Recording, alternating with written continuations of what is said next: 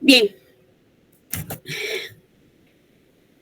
todo lo que hemos evaluado, hemos visto, hemos observado, las funciones del riñón, todo se va a traducir en un completo desastre cuando los riñones llegan a un punto de quiebre, es decir, una tasa de filtración glomerular menor de 15, y esto se asocia generalmente a un cuadro clínico aparatoso denominado el síndrome urémico.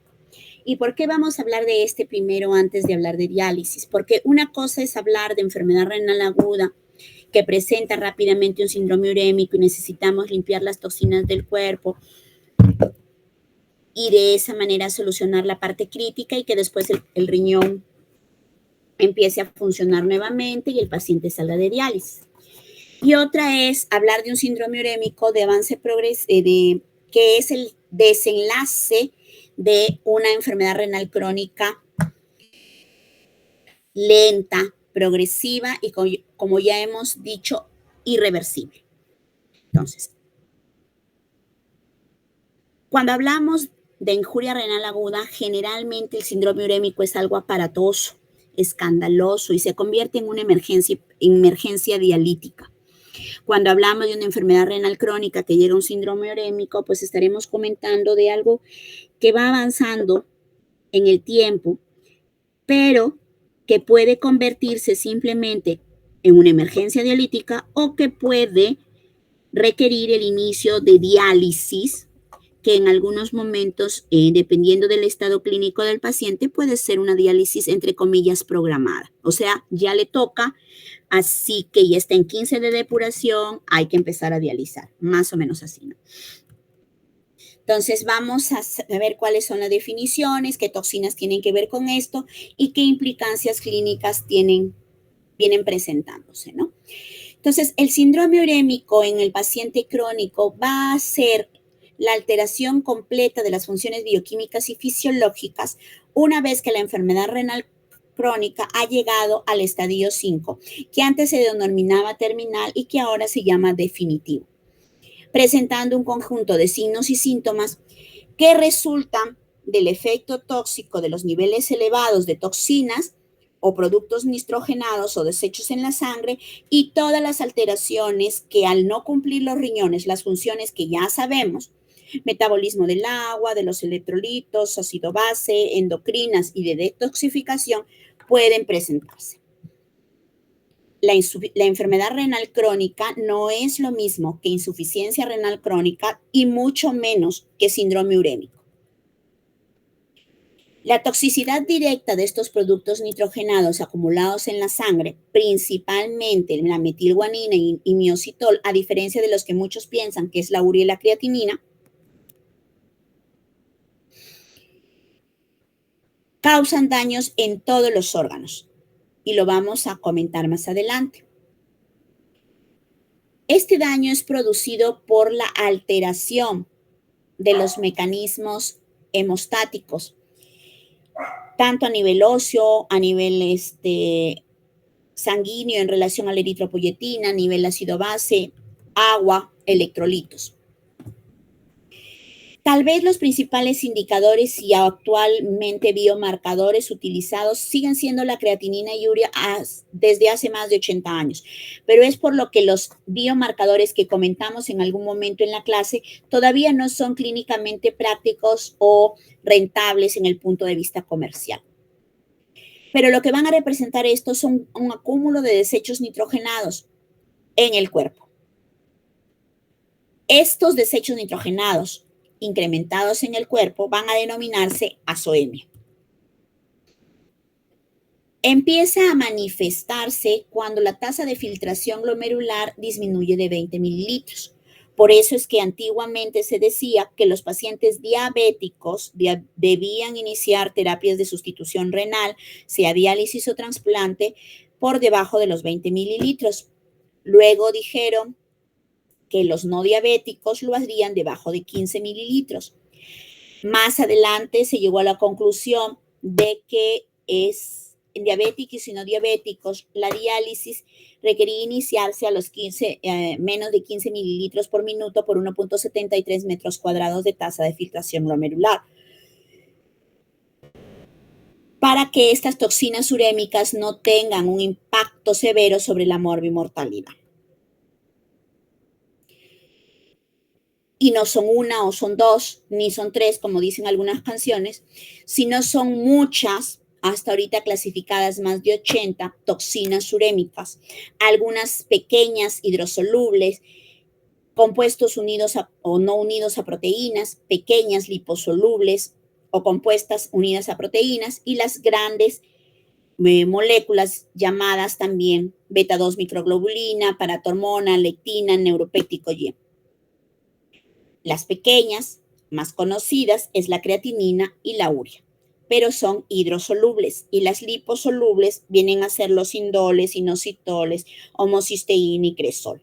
Pero ustedes no han escuchado que de manera común se dose estos mencionados, pero sí se dosan pequeñas moléculas, urea, creatinina, fósforo, bicarbonato, que tiene que ver con acidosis metabólica, y también grandes moléculas como la de beta-2 microglobulina, la paratormona intacta, parte de este síndrome.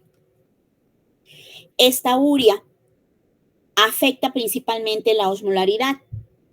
Recuerden ustedes que la osmolaridad sanguínea está dada básicamente por ¿quién? ¿Se acuerdan?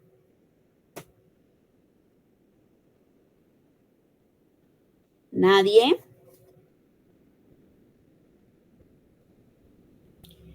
Principalmente por el sodio. La fórmula dice 2 veces la concentración de sodio más la glucosa entre 18 más la urea entre 6 o el boom entre 2.8.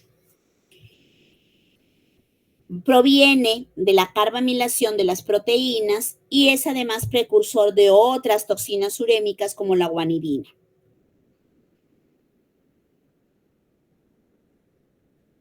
Aquí hay algunas de las vías metabólicas que tienen que ver con lo que es las proteínas. Tenemos aquí a partir de la arginina, que va a aumentar el estrés oxidativo, que va a aumentar la citrulina, que es un marcador de apoptosis celular, que aumenta por sí misma la creatinina, que deriva en el incremento de la urea, que aumenta la ornitina y también otras sustancias, causando el incremento por el mayor metabolismo de las proteínas de creatinina y urea. Por eso es que una de las indicaciones en la enfermedad renal crónica es una dieta donde el grado proteico va disminuyendo dependiendo del estadio de filtración glomerular. Las guanidinas, que son derivados de la arginina, suprimen las respuestas de las células natural killer. Por ende, se considera al enfermo renal crónico en síndrome urémico como un inmunosuprimido. Daña además la estructura de las proteínas de transporte, causa problemas neurológicos con neuropatías periféricas y disminuye el umbral convulsivo. Las convulsiones, por tanto, se van a constituir en una de las manifestaciones del síndrome urémico. Y además inhibe la síntesis de óxido nítrico, causando mayor estrés oxidativo.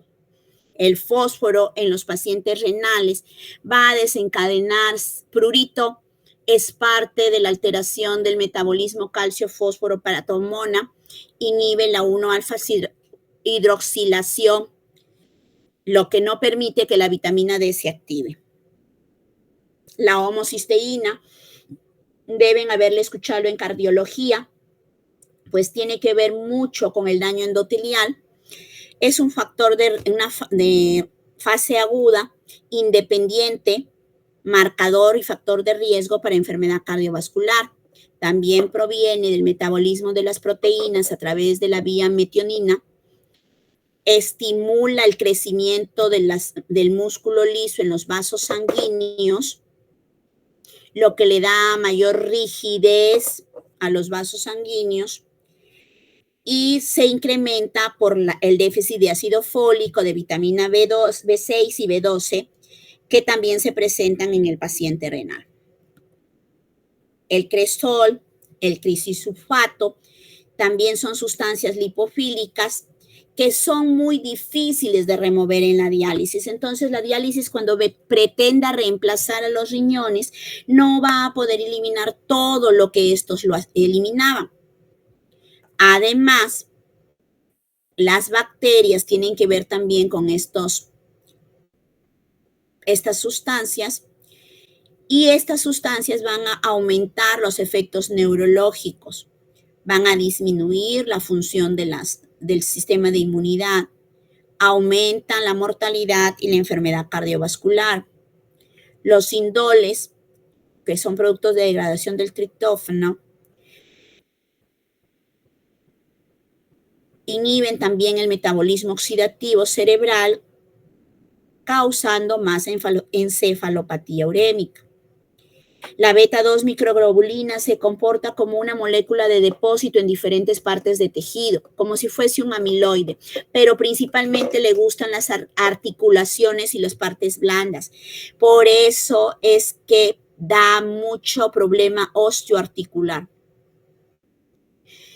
Y es muy difícil que una membrana dializante pueda extraer este compuesto, porque como es de gran tamaño, el poro de la molécula el poro del filtro de diálisis no permite el paso de esta molécula.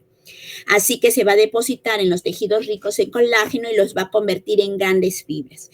Muchas veces ustedes van a ver a los pacientes renales con síndromes de túnel carpiano porque es justamente, por ejemplo, este lugar donde se deposita de gran manera la beta-2 microglobulina. La paratormona no solo tiene que ver con el metabolismo del calcio, el fósforo y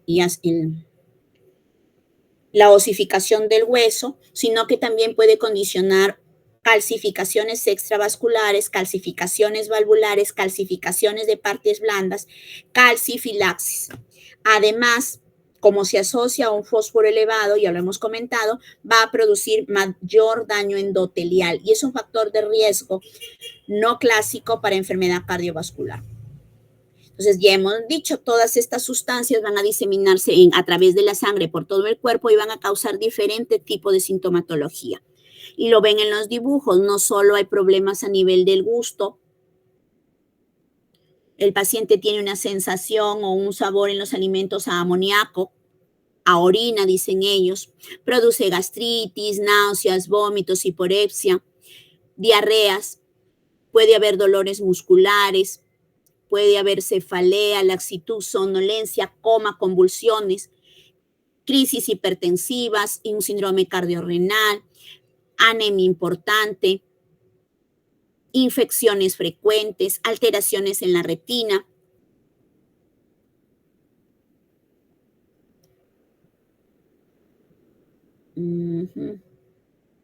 Acá está. Alteraciones en la piel, desde daños de la coagulación hasta el prurito, la escarcha urémica, entre otros, alteraciones pulmonares, condicionando un sinfín de manifestaciones clínicas, alteraciones en la fertilidad, ya hemos hablado de esto en la enfermedad renal crónica, pero llevadas al extremo. Entonces, las náuseas, los vómitos, las pérdidas de apetito, la disminución de la lucidez, disminución del gasto urinario, y por último, el coma y las convulsiones, pues son manifestaciones de un síndrome urémico. Hay signos, oliguria, alteración de la palidez terrosa del paciente renal es característica. Ustedes los van a ver, como dicen algunos, más negritos. Un aliento urémico, una piel seca, descamativa, taquicardias, frote pericárdico es una de las manifestaciones que si está presente significa una urgencia dialítica. Incluso derrames pericárdicos causados por ateroesclerosis, por cardiopatía urémica, por insuficiencia cardíaca izquierda principalmente, debido a todos estos procesos proinflamatorios. Incluso equimosis, púrpuras, petequias, prurito, signos de rascado, incluso hasta lesiones importantes porque el prurito es intenso. A nivel de boca, el aliento, la litosis, estertores, puede llegar incluso hasta el edema agudo de pulmón. insuficiencia cardíaca por la sobrecarga de volumen, por la crisis hipertensiva que puede condicionar y todos los grados que ésta implica, la coexistencia de ambas patologías o un síndrome cardiorrenal tipo 4, como podría denominarse, es cada vez más frecuente. A nivel urinario y sostenuria, significa que no importa si estoy sobrehidratado o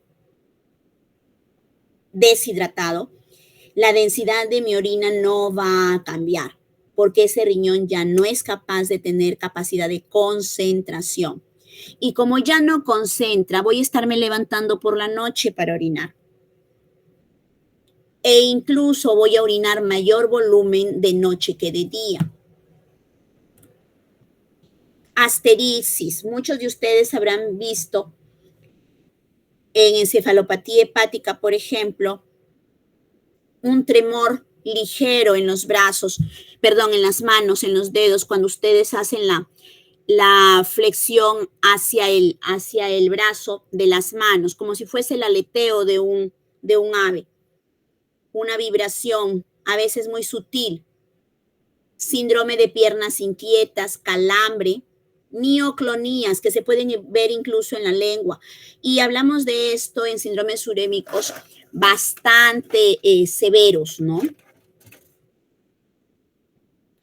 Hay alteraciones a nivel, ya lo hemos dicho, ácido base, a nivel de los electrolitos, el sodio y el potasio. Y si se altera el potasio, pues tenemos un alto riesgo a nivel cardíaco. ¿Y qué significa todo esto? Que este paciente ya requiere iniciar terapia de sustitución renal. Tratamiento es diálisis. La diálisis puede ser hemodiálisis, diálisis peritoneal. Y si no hablamos de diálisis, entonces tendremos que hablar de trasplante. La dieta es importantísima. Normalmente la cantidad de proteínas, si el paciente no dializa, son entre 0.5 gramos por kilogramo de peso al día.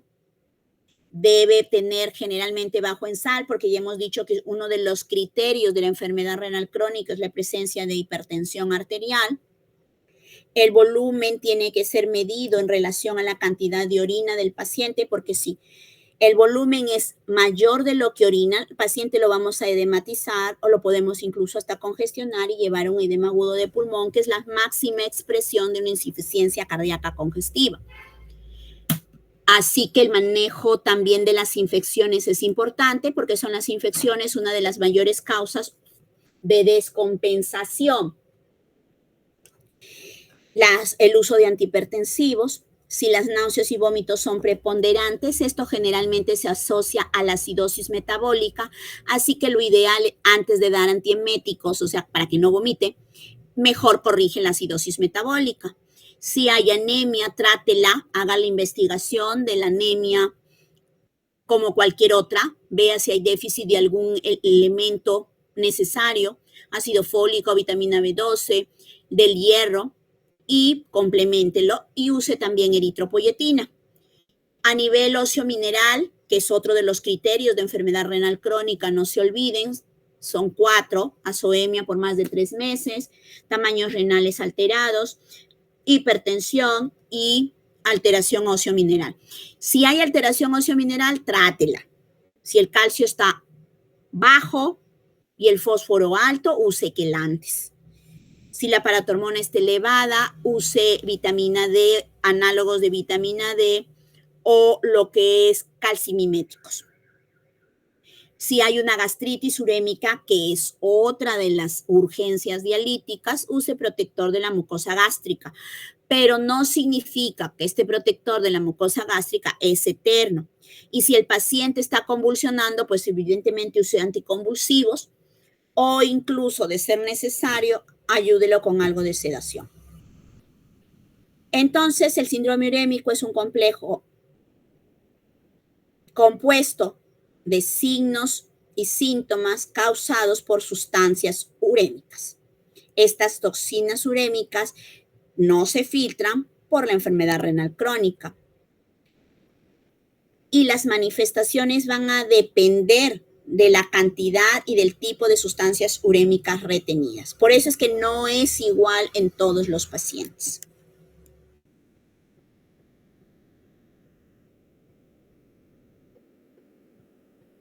Entonces, una vez que ya sabemos qué nos puede llevar a la diálisis, el síndrome urémico y su presencia, diremos que es diálisis. Recordando nuevamente las funciones del riñón, control del agua, control de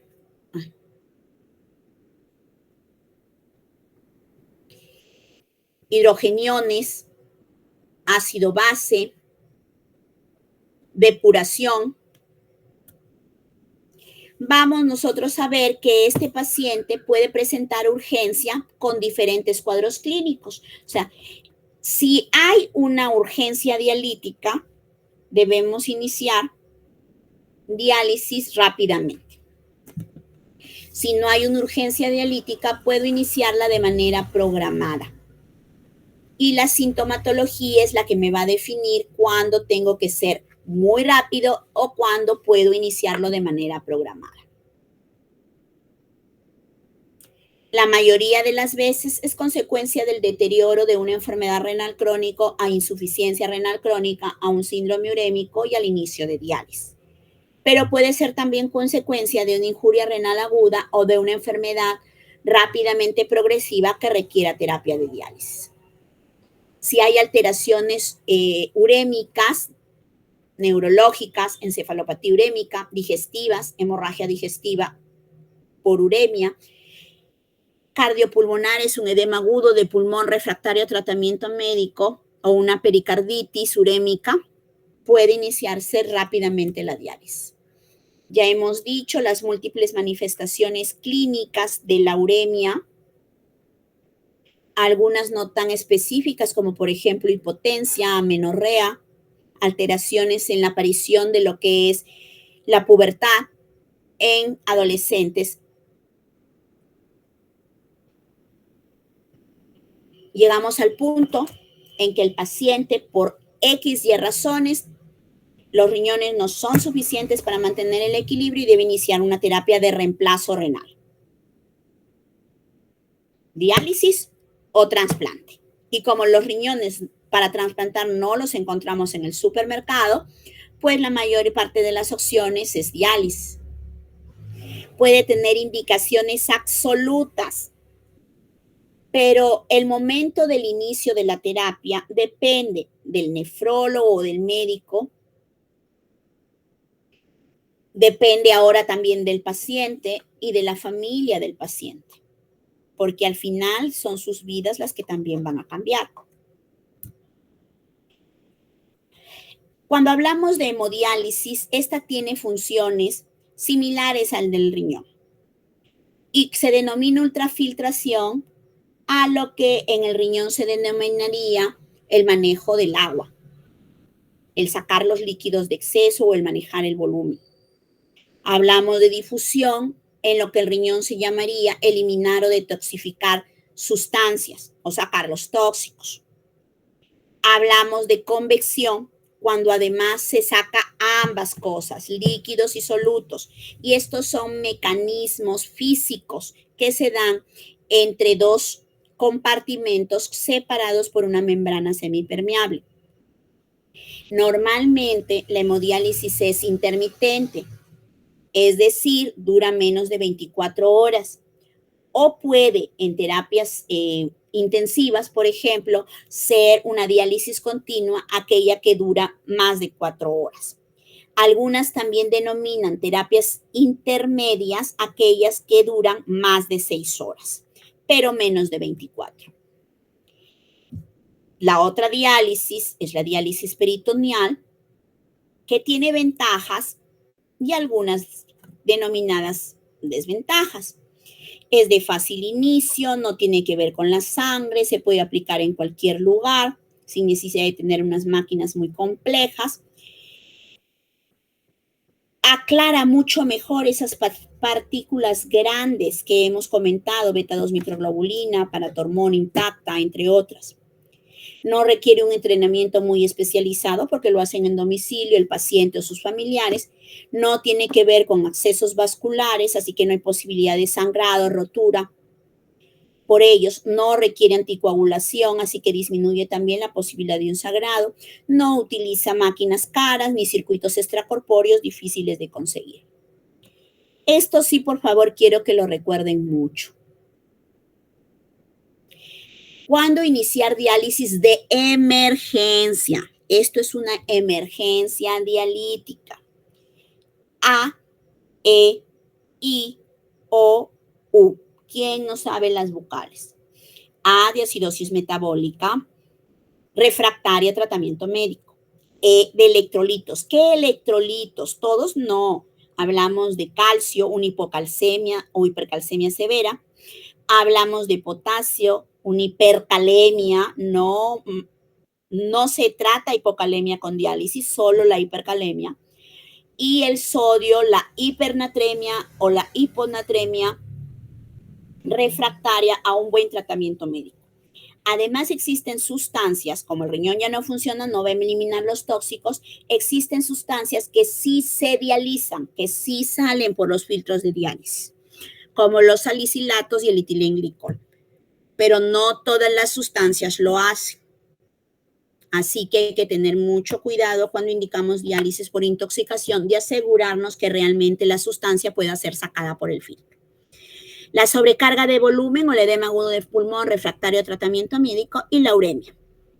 Cualquier síntoma que hemos comentado, no. Encefalopatía urémica, pericarditis urémica, hemorragia digestiva por uremia.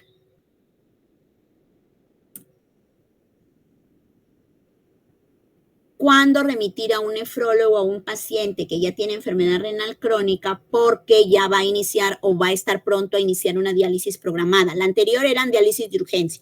Estas son las programadas. Cuando ya vamos viendo que la función se va deteriorando, que se acerca el número mágico, entonces ya tenemos que ir empezando a enviarlo a nefrología para que le pueda hablar de todas estas cosas. Si es mayor de 80 años, la sobrevida no la mejora la diálisis, pero sí cambia mucho su calidad de vida. Por eso en el adulto mayor la decisión es integral con la familia. Entonces, si usted ve que es mayor de 80 años, que la albuminuria se mantiene en más de 300, que tiene sangrado que no es urológico, que el deterioro de la tasa de filtración glomerular es mayor a 5 mililitros por minuto por año, o que la tasa de filtración glomerular ya es menor de 25, ya derívelo con el nefrólogo. Si es menor de 80 años, empiece a derivar cuando la tasa de filtración glomerular es menor de 30. Si la albuminuria que tenía el paciente empeora o el cociente de albuminuria, creatinuria también empeora o es más de 300, para que nefrología lo puede evaluar y ir viendo el momento más indicado para hacer el implante del acceso vascular definitivo, o sea, una fístula, o el implante del catéter peritoneal para que el paciente, si así lo elige, ingrese a diálisis peritoneal. Pero si además la tasa de filtración glomerular cae rápidamente, en más del 25% en menos de un mes, tiene que derivar. Si la hipertensión es refractaria al tratamiento con 3 fármacos, tiene que derivar. Si ya empieza a ser hipercalemia, envíelo. Si la anemia no mejora con tratamiento convencional, envíelo al nefrólogo. Si el incremento es mayor al 25% del valor basal de creatinina en menos de un mes, tiene que remitirlo. Los tratamientos sustitutivos, ya los hemos dicho, son 2, diálisis y trasplante. La diálisis va a ser un tratamiento cuya función principal es tratar de sacar de nuestro cuerpo esas sustancias tóxicas que el riñón ya no saca. La hemodiálisis a través de un filtro, y es una diálisis extracorpórea porque nuestra sangre sale del cuerpo para pasar por una especie de filtro purificador como el de los caños de agua y retorna más limpia a nuestro cuerpo, pero jamás es como los riñones nativos.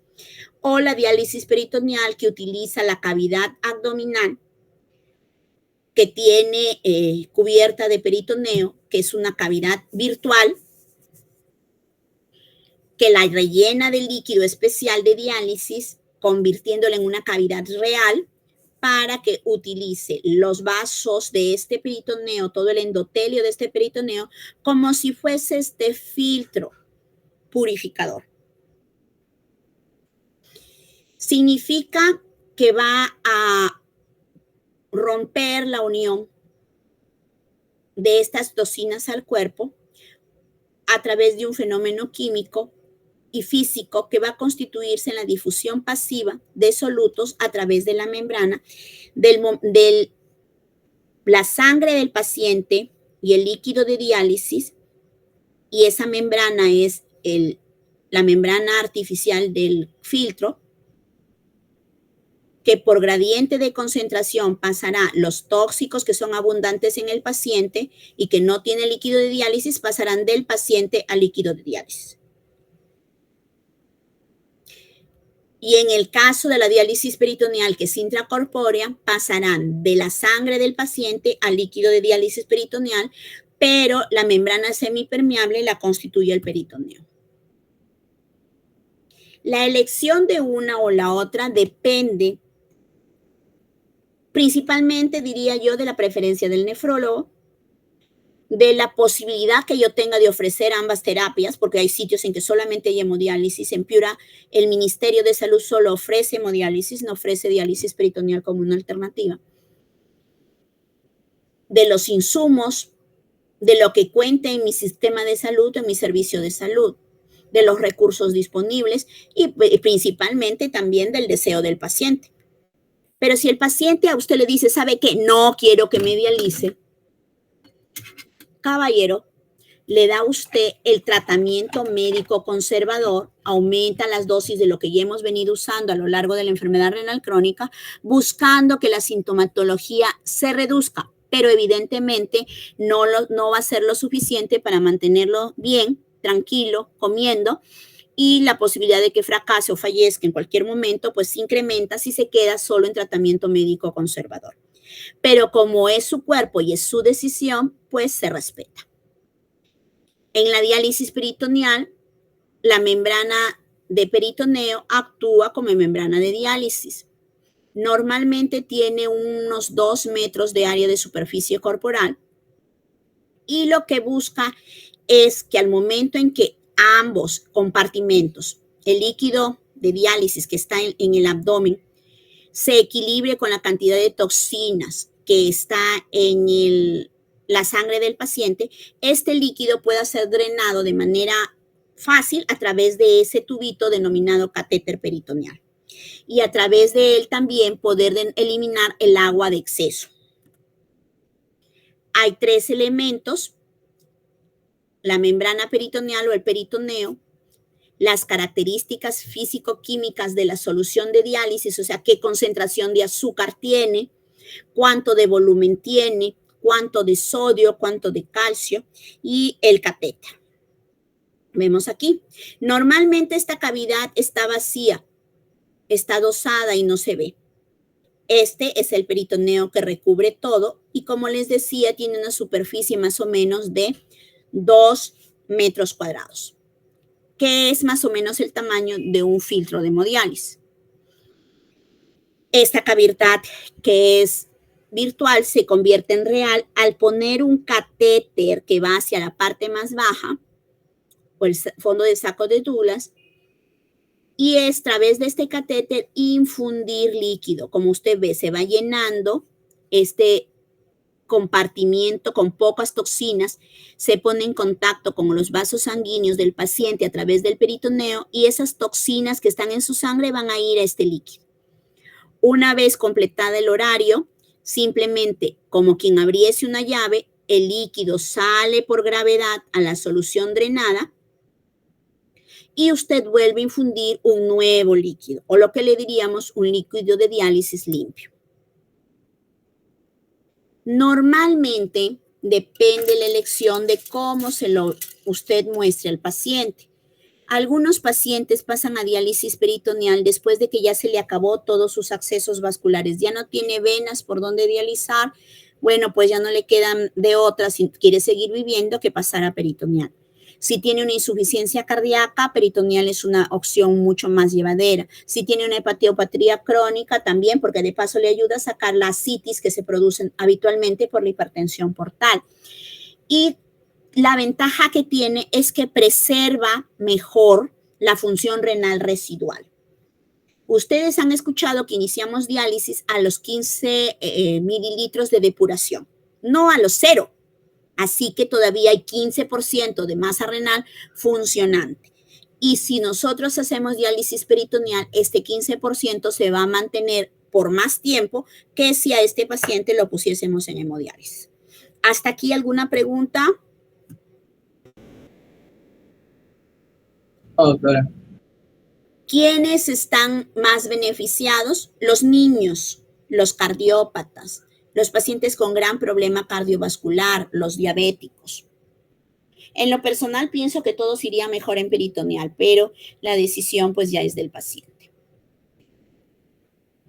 ¿Dónde podemos tener alguna dificultad? En el paciente obeso, en el paciente con EPOC. ¿Por qué con EPOC? ¿Qué tiene que ver el abdomen con el EPOC? ¿A alguien se le ocurre algo? ¿Por qué creen ustedes que en el EPOC no iría muy bien?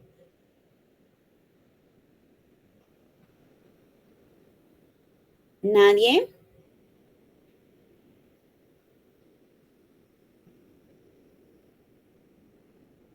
¿Delegado?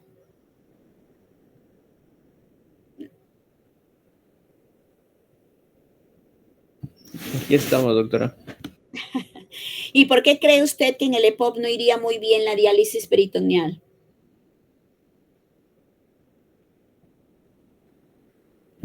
Porque tiene una presión intraabdominal aumentada. Así es. Y lo que hace es aumentar la tensión, por ende va a... Pero intraabdominal aumentada por el líquido de diálisis.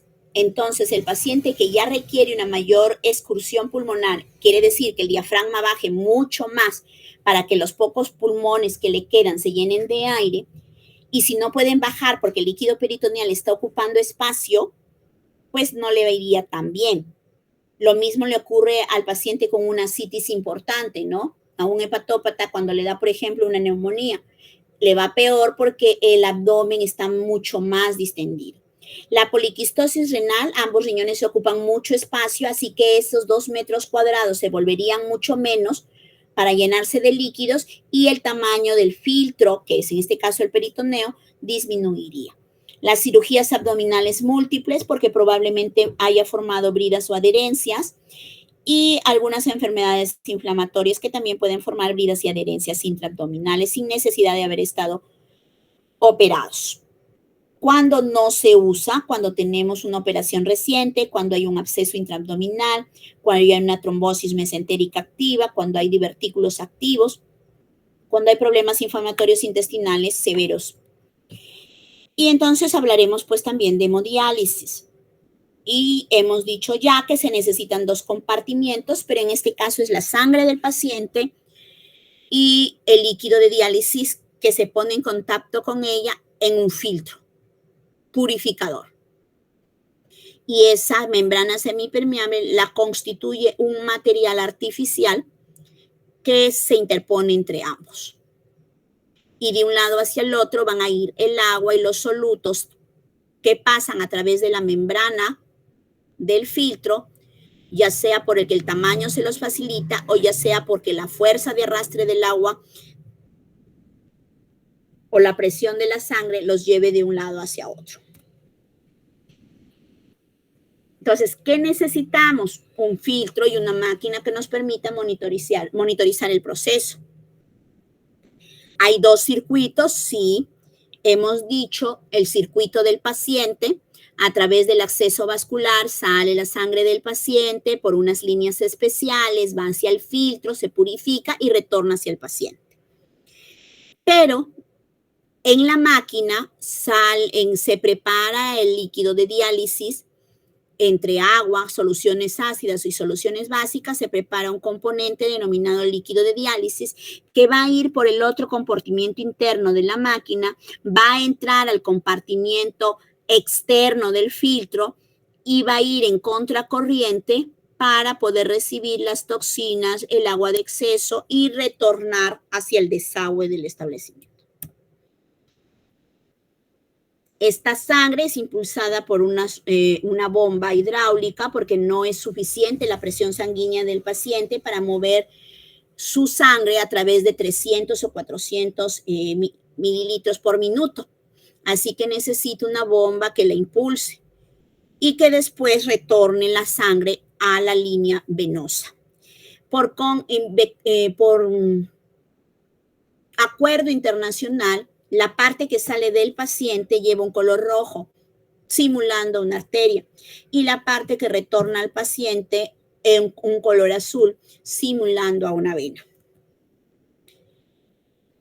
Y al ponerse en contacto ambos, la sangre y el líquido de diálisis a través de la membrana, va a llevarse a cabo dos procesos. El de difusión, que no tiene más que impulso entre la diferencia de concentraciones entre un lado y el otro, la convección, es decir, el arrastre que hace el agua al pasar por los poros de esas sustancias que también pueden pasar por esos poros y que permiten pues la eliminación de los solutos indeseables, por decirlo de alguna manera. Hay accesos vasculares que pueden ser por catéteres o una fístula, se canaliza una vena central si estamos hablando de un catéter y el catéter queda allí para servir como una conexión o un punto de ingreso o de contacto entre la sangre del paciente y las líneas del equipo de diálisis. La ventaja de un catéter es que una vez puesto puede ser usado, no necesita que se desarrolle como una fístula. Pero ¿cuál es el problema de un catéter? Es algo artificial, el cuerpo rechaza siempre algo artificial, o se infecta, o se trombosa, o se estenosa la vena en la cual está. Los catéteres pueden ser temporales o permanentes. Normalmente no deberían durar más de una semana, pero eso no ocurre en nuestra realidad. Duran muchísimo más tiempo hasta que tengamos plata para comprar un permanente en la institución y ponerle al paciente o para poder crearle una fístula. Si estamos frente a una insuficiencia renal aguda, pues definitivamente pondremos un catéter transitorio.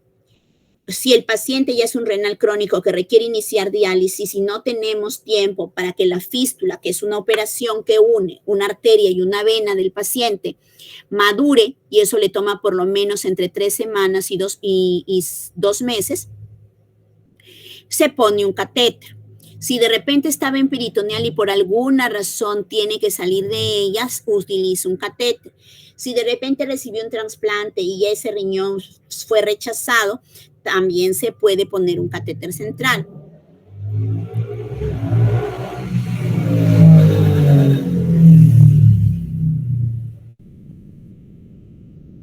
¿Hay catéteres permanentes? Sí. Por el tipo de material más biocompatible, permanecen en el cuerpo más tiempo sin producir tanta fibrosis. Sin producir tanta, no significa que no la produzca. Si el tiempo, como les decía, el catéter temporal debería estar en el cuerpo del paciente a lo mucho una semana, pero si el tiempo de espera, como ocurre en algunos lugares, para que se le cree una fístula supera los 3 meses, mejor póngale un catéter permanente. Siempre el acceso vascular va a ser el que marque la calidad de la diálisis. Si el acceso vascular es bueno, la velocidad de la salida de la sangre es buena, el filtro va a tener mayor eficiencia. Si el acceso vascular no es bueno, ese filtro no va a limpiar bien la sangre y la calidad de la diálisis va a ser menor. Lo ideal es que usted pueda crear el acceso vascular definitivo, o sea, estas famosas fístulas, incluso hasta 3 meses antes de que se planifique la entrada a diálisis. Pero ¿cuántos pacientes llegan con ese tiempo? Son muy poquitos. Generalmente los vemos en la emergencia y hay que decidir qué catéter poner y empezar a dializar. Los primeros lugares para poder colocar unas fístulas arteriovenosas que son cirugías que unen las arterias con las venas, es la radiocefálica y la antecubital. Siempre el paciente tiene que, una vez creado, tiene que evitar hipotensiones, porque si no, igual que cualquier unión de arteria y vena, se cierra porque se coagula por dentro. No debe dormirse sobre ello, debe mantenerlo lo más limpio posible. No debe usarse para tomar presión arterial ni para tomar muestras sanguíneas. Y siempre debemos mantener el brazo por encima de la altura del corazón para evitar que se hinche. Una vez creada, debe hacer ejercicios para que ésta dilate y algunos pueden requerir el uso de antiagregantes plaquetarios como las ácido acetil salicílico. Normalmente tiene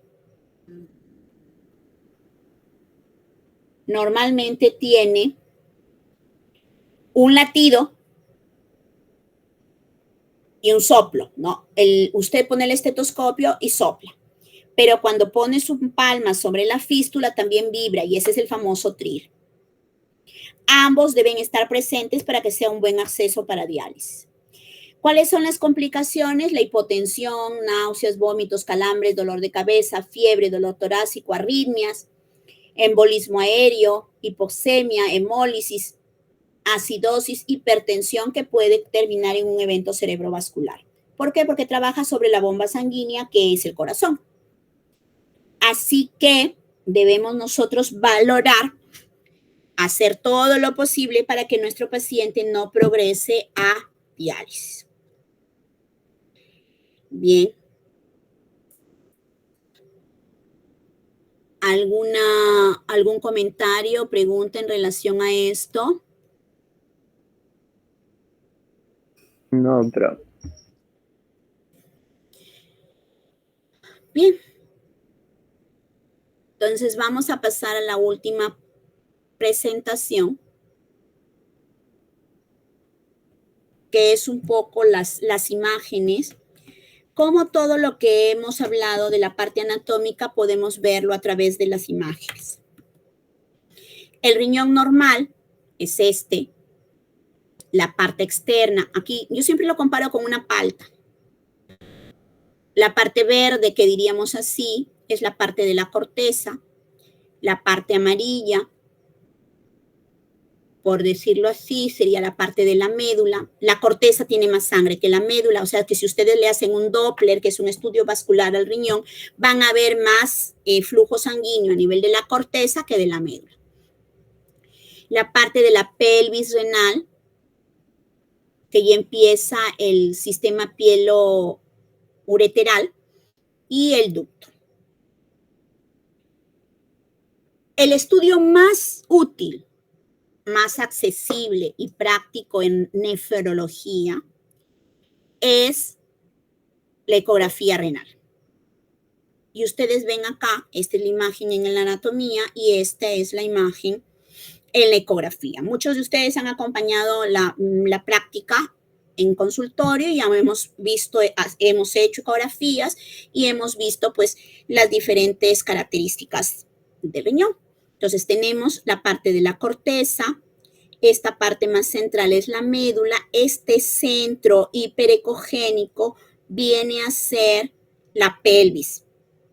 Pero la pelvis normalmente debe estar vacía, aunque el riñón produce orina todo el tiempo, esta cae a la pelvis y debe ir rápidamente, sin ninguna obstrucción, hacia la vejiga. Entonces, por eso usted ve que el centro es eso, más blanquito, porque está, digámoslo así, colapsado. Entonces, la corteza es ecogénica. La médula es menos ecogénica. Puede en los niños principalmente verse las pirámides, que son un poquito, como les explicaba, menos ecogénicas o hipoecogénicas. Puede verse incluso las columnas de Bertini de manera normal. El seno renal contiene el sistema colector y en esta parte también puede contener los vasos sanguíneos renales, ya sea venas como arterias, la grasa, el tejido fibrótico. Y se ve como una imagen ovoidea hiperecogénica, o sea, más blanca en los cortes, ¿no? Vemos aquí. Corteza. Estos que parecen rayitos vienen a ser las pirámides. Y esto, el seno renal. Hasta ahí se ve bien. El riñón es tan negrito como el inicio del transductor. Cuando ya cambia, no es tan negrito y es más gris, entonces se dice que la ecogenicidad renal ha disminuido. Y mientras más blanca se vea la corteza, ese riñón está peor. Vemos aquí el riñón, la corteza,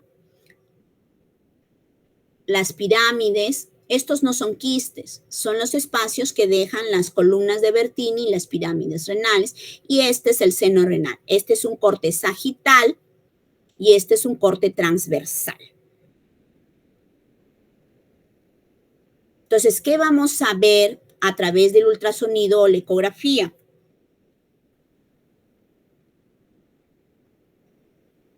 El tamaño renal.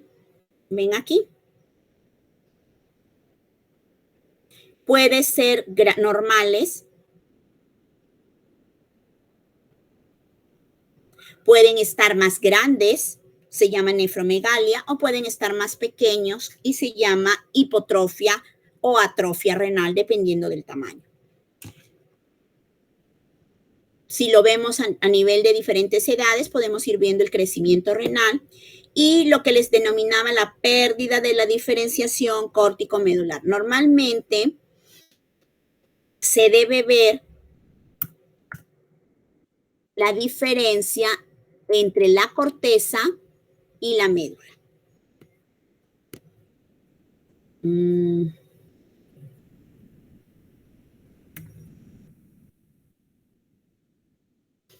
Ven aquí como que si estuviese una división. Es factible que lo miren, lo distinguen. La corteza más negrita, la médula más blanquita. A medida que esta diferencia se va perdiendo, significa que el daño renal va progresando. En la pielonefritis aguda puede haber un aumento del tamaño renal. Puede haber pérdida de la diferenciación córtico-renal. Eso no es normal. Esta imagen más grande del riñón no es normal. Esta desdiferenciación tampoco. Entonces usted puede hablar de cambios de repente agudos en el riñón. Puede haber edema, puede haber hemorragias y áreas de hipoperfusión. Ojo que esto no es sangrado. Esto es el flujo renal. Se ve rojo cuando el flujo renal se acerca al transductor. Se ve azul cuando el flujo renal se aleja del transductor. No significa que uno sea arteria o vena por si acaso. El tejido puede estar tan edematizado que comprime o aplasta el seno renal, o sea, esta área blanquita que debería verse en medio del riñón. Las características de la pielonefritis, cuando hablamos, por ejemplo, de un estudio, aquí hablábamos del ultrasonido Doppler, lo mismo acá, el ultrasonido normal. Aquí ya hablamos de ver a nivel de una radiografía con uso de contraste las características de una pielonefritis aguda. Entonces, el riñón crece. Miren este tamaño renal y miren el de acá, de aquí hasta acá. Creció. Hay retardo en la eliminación del contraste, está más lento. Hay dilatación o borramiento del sistema colector, casi no se ve el uréter. Esto es en una urografía excretora, una pielonefritis aguda. La tomografía. En la tomografía, ¿cómo se ve una pielonefritis? Cuando está empezando, pues puede verse normal. Cuando esta avanza, puede verse áreas con, digamos, cambios en la densidad. Cuando hablamos de ultrasonido, hablamos de ecogenicidad porque tiene que ver con sonido. Cuando hablamos de tomografía, hablamos de densidad. Entonces, áreas menos densas se van a ver más grises, áreas más densas se van a ver blancas.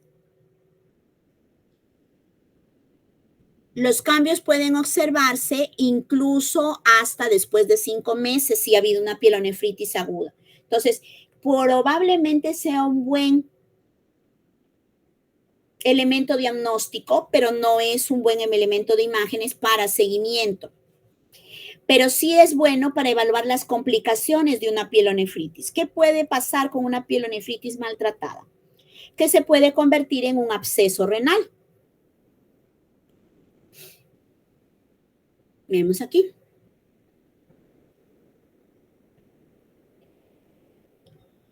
La infección, en la mayoría de las veces de las infecciones urinarias, es causada por E. coli. El 80% empiezan en la vejiga, la E. coli sube, se asienta en el riñón, hace una pielonefritis y si esta se complica puede causar un absceso. Y miren aquí.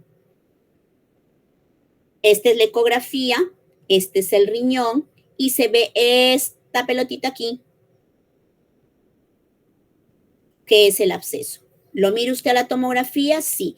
Este es el riñón y mire esta área más hipodensa, rodeada de un proceso inflamatorio, mal definido, irregular, y ese es el absceso. A la ecografía, generalmente son redondos, pueden ser medios amorfos, hipoecogénicos, o sea, más negritos, pueden tener algunos sedimentos en el interior y si hay acúmulo de líquido que se va poniendo denso, puede haber digamos, un refuerzo acústico posterior. En el caso de las uropatías obstructivas, como lo vimos en la clase anterior, en un urograma excretor, nosotros vemos que la imagen del contraste se va formando, la pelvis renal y ya no vemos nada abajo. Y esta pelvis renal es cada vez más rechonchita porque hay una obstrucción. Entonces, la uropatía obstructiva, en el caso de un cálculo, se va a ver como una urografía o un urograma excretor por sustracción, o sea, le falta. ¿Qué le falta? El otro trayecto de la vía urinaria. Cuando hay obstrucción a nivel de la ecografía, vemos aquí el grado 1, ligera distensión del sistema colector. El grado 2, dilatación evidente sin adelgazamiento del parénquima. El grado 3, dilatación evidente con adelgazamiento del parénquima.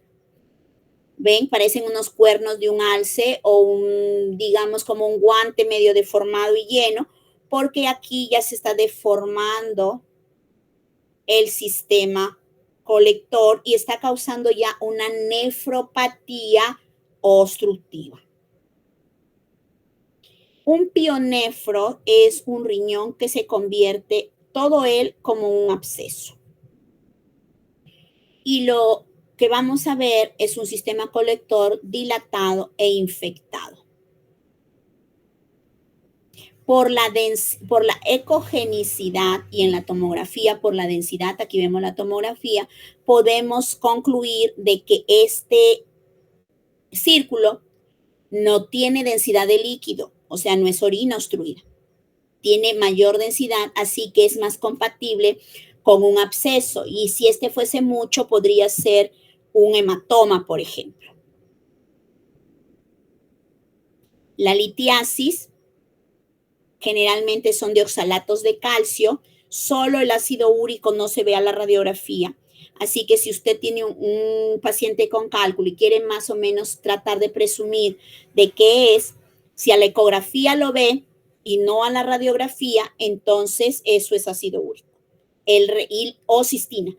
Y el resto sí se ven a la radiografía porque son radio opacos. Acá vemos el calculito. Esto es en un esquema y se forman como focos hipericogénicos, o sea, recontra blancos, con un sombreado, una sombra acústica posterior, como si fuese la cola de un cometa. Aquí. Este es un cálculo grande. Detrás hay una sombra acústica posterior, algo hiperecogénico con sombra acústica posterior, generalmente es un cálculo. Acá sombra hiperecogénica con una sombra acústica posterior, cálculo. Y lo mismo aquí. Este es un gran cálculo coraliforme que tiene la forma de la pelvis. Por eso ustedes ven gran sombra acústica posterior porque hay un gran cálculo. El coraliforme es como comentamos, como la palta. En este caso sería como la pepa de la palta. Y vemos aquí a la radiografía, acá se ve también, al urograma excretor hay obstrucción, ya no se ve, a la ecografía un cálculo coraliforme, a la tomografía aquí o acá, por ejemplo. En la insuficiencia renal aguda, normalmente el riñón es más grande. La ecogenicidad se ve alterada. Normalmente el riñón es más negrito que el hígado. Y miren aquí, se ve más blanco. Y puede presentar pérdida de la diferenciación córtico-medular, como lo habíamos observado. Vamos aquí. Más grande, no hay diferenciación córtico-medular y es más blanco que el hígado. Y en la insuficiencia renal crónica o puede aumentar de tamaño o puede disminuir de tamaño. Este es más pequeño y la ecogenicidad disminuye. Está más blanco que lo que debería.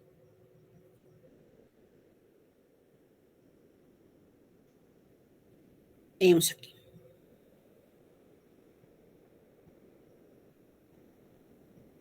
Los quistes renales son la presencia en alguna parte del riñón de un contenido líquido que se ve tanto al corte sagital como al corte transversal.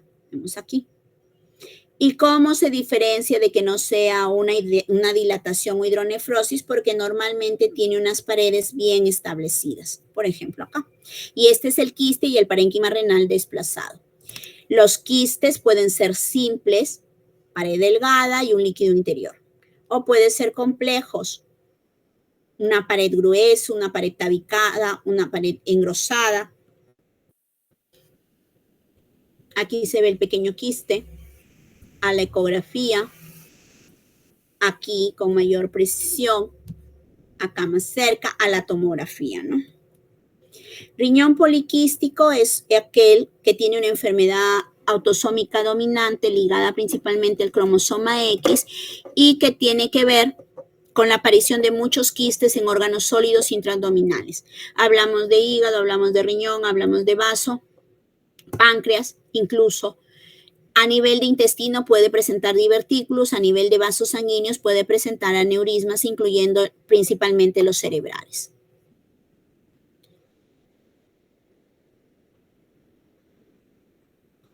Nefromegalia, o sea, riñones más grandes con múltiples quistes, deformidad pielocalicial porque lo aplastan y puede ir acompañado por quistes hepáticos.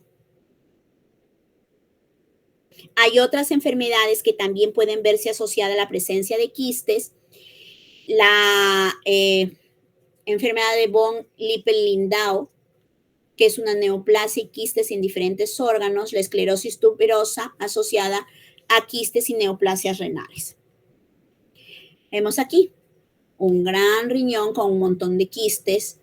Los quistes están complejos, están tabicados, mírenlos acá en la tomografía, y son grandes masas renales, porque prácticamente son el parénquima renal lleno de quistecitos, como si quien tuviese una masa de gelatina a la cual le introducen un montón de uvas. Aumenta el volumen. Hay tumores, sí. En las imágenes, la mejor forma de ver un tumor es una tomografía, no solo porque le da la definición dentro del órgano, sino que también le da la relación de este tumor con los otros órganos aledaños. Los tumores quieren decir masas renales. No siempre significan malignidad. Por ejemplo, hay angiomiolipomas, oncocitomas, tumor de células yuxtaglomerulares, nefroma quístico. pero hay algunos malignos, el más frecuente, el de células claras, el de células transicionales, el linfoma o las enfermedades metastásicas. Ahí tenemos una lista de los tumores renales parenquimales, de los mesenquimatosos, de la pelvis renal, carcinoma de células transicionales de pelvis o de células escamosas y secundarios a otras neoplasias. ¿Sí? Aquí hay un tumor. ¿Por qué no es un quiste? Porque tiene paredes definidas, mal definidas, porque tiene contenido en el interior, porque si usted lo ve al transverso no es igual, y porque algunas de estas masas pueden incluso incluir parte del seno renal. Pueden tener hemorragias en su interior. Este, por ejemplo, es el tumor. Aquí, causando dilatación o compresión de la pelvis. El adenocarcinoma de células renales en tomografía, mírenlo aquí. Masa que deforma el contorno renal, obstruye el nivel pielocalicial, puede tener hemorragias y necrosis. Es un resaltamiento de la masa heterogénea, o sea, no se ve todo igualito como si fuese un quistecito que se ve toda la pared bonita, no, acá es irregular. Puede estar calcificado, puede invadir el seno renal.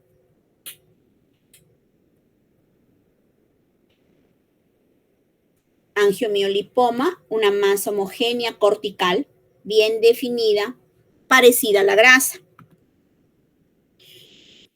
Nefroma quístico multilocular, una lesión encapsulada con múltiples quistes que no se comunican entre sí. Ven aquí.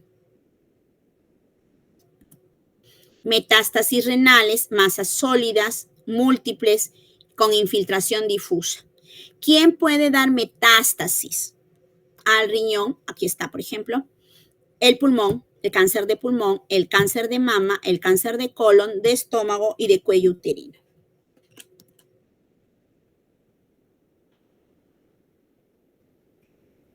¿Alguna pregunta? Sí, doctora, una pregunta. Los líquidos de contraste que, disculpe, los líquidos de contraste que se utilizan para las resonancias, para el análisis de los riñones, en un enfermo terminal de estadio 4 para abajo, bueno, 1, 2, 3, ¿podría provocar un síndrome urémico? Ya. Cuando hablamos de sustancias de contraste, no hablamos de resonancia. Las sustancias de contraste se utilizan en dos tipos de estudio. El radiológico con los urogramas excretores, y como teníamos que llenar toda la pelvis renal, utilizabas demasiado contraste. Como ahora hay la tomografía, muy rara vez se pide un urograma excretor, excepto pues que no tengas a la mano un tomógrafo. Entonces, los estudios que utilizan medios de contraste son el urograma excretor y la tomografía. Excepto que pienses tú en tumores, la tomografía sin contraste es suficiente para hacer la mayor parte de los diagnósticos. La tomografía con contraste en pacientes en diálisis puede hacerse. No necesita dializarse el paciente después de la tomografía, y está comprobado que no. Hay un estudio publicado en el Kidney en relación a eso. Pero si estamos nosotros en un paciente que tiene problemas vasculares, que es diabético, que es hipertenso, que ya tiene algo de daño renal, el uso de contraste tiene un riesgo más alto, sí. Los contrastes yodados son más peligrosos que los no yodados. Ahora se utilizan más no yodados. Por la cantidad o la densidad del contraste también tiene que ver. A mayor densidad, mayor posibilidad de daño. Y ya realmente no se utilizan demasiado densos. Y hay terapia que puede proteger. Bueno, en realidad no ha mostrado estadísticas importantes, pero igual siempre hidratamos bien al paciente. Generalmente es mejor que lo hidrates con soluciones hipotónicas más que hipertónicas. o sea, cloruro al 0.45, por ejemplo. ¿Eso cómo se prepara? 500 de cloruro de sodio al 9 por 1000 más 500 de agua. Y lo hidratas a tu paciente a razón de 30 mililitros por kilo por hora durante las 2 a 4 horas anteriores al estudio. Y se utiliza la cantidad mínima de contraste. Otras cosas que utilizan contraste también son los cateterismos cardíacos. Por eso es que los cardiólogos siempre se cuidan de pedir una uricreatinina antes de entrar al paciente a cateterismo cardíaco, para que podamos utilizar protección. Que ya hemos dicho que la hidratación, también está la N-acetilcisteína, ración de 1200 miligramos 2 horas antes y 2 horas después del utilizo del contraste. Cuando hablamos de resonancia, hablamos del uso de gadolinio, generalmente, y este gadolinio no es una sustancia de contraste, es como un tipo radioisótopo que no tiene forma de prevenir el daño renal. Eso es cierto, que puede causar incluso hasta fibrosis retroperitoneal, también es cierto, pero la posibilidad es más baja que una nefropatía por contraste.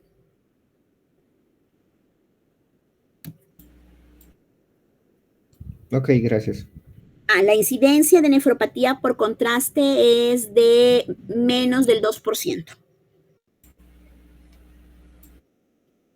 ¿Alguna otra pregunta?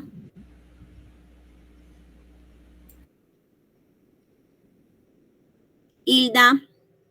Doctora, ¿se recomendaría el uso de exámenes con imágenes para pacientes con insuficiencia renal o pacientes con un problema renal? En realidad, si hablamos nosotros de alguna sospecha de algún tipo de tumoración o incluso de una litiasis, la ecografía es muy, muy útil. Es un sistema de imágenes que tenemos a la mano. Si bien es cierto, es operador dependiente, pero hay cosas que son pues extremadamente saltantes y que no necesitaría pues una grandísima experiencia. Y hay cursos de ecografías para médicos generales, así que no sería un medio diagnóstico alejado. Yo sí preferiría que el estudio de un paciente con probable sospecha de enfermedad renal siempre incluya un método de imagen. Útil la ecografía, porque no solo te da datos de la anatomía, sino que además te da datos de la ecogenicidad, de la diferenciación córtico-medular. Y eso es también importante para que tú puedas definir si es más crónico o más agudo lo que estás viendo. Pero depende mucho también que lo tengas a la mano, ¿no? O que el paciente pueda costearlo si es que no tiene un seguro. Gracias, doctor.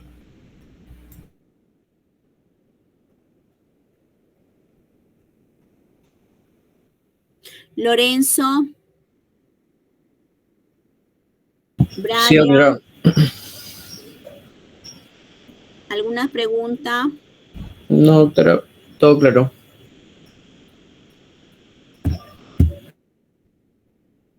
Bien.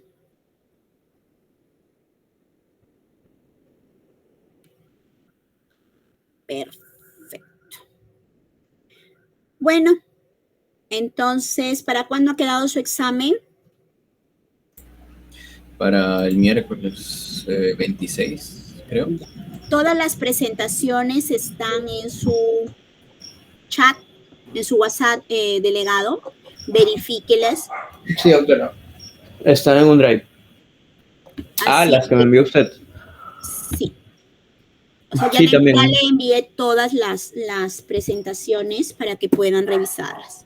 Muy Sí, bien, doctora. chicos, estudien porque habitualmente, como les comento, mis preguntas van dentro de un caso clínico, algunas piden definiciones teóricas, otras deben saberlas para definir el diagnóstico y siempre recuerden y lean bien. El punto, la coma, el punto y coma dan significados diferentes a las expresiones y a las distintas alternativas, así que siempre lean con mucho cuidado. Listo, Entonces, doctora, gracias. Cuídense. Chao. No olvide, delegado, de enviarme la asistencia, por favor. Ya, doctora, ahí le envío. Doctora, Hasta gracias. luego, cuídense. Hasta luego, gracias. Gracias.